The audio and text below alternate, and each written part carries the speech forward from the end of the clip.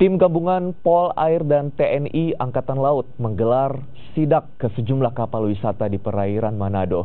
Selain memeriksa kelengkapan dokumen, sidak dilakukan untuk mengantisipasi terjadinya kecelakaan laut. Tim gabungan dari petugas KSOP Manado, Pol Air dan TNI Angkatan Laut melakukan sidak dengan berpatroli menggunakan perahu cepat di wilayah perairan Manado. Sasaran utama sidak adalah kapal wisata yang mengangkut penumpang ke sejumlah pulau yang menjadi objek wisata seperti Pulau Bunaken, Siladen, dan Pulau Lihaga. Dalam sidak ini, petugas menghentikan sejumlah kapal wisata untuk pemeriksaan. Pemeriksaan meliputi ketersediaan life jacket dan memastikan jumlah penumpang tidak melebihi kapasitas kapal. Tapi ini sekarang kita sudah melakukan pengawasan bahwa setiap kapal-kapal yang melakukan pelayaran ke Bunaken, Nain dan Siladen, penumpangnya wajib menggunakan life jacket.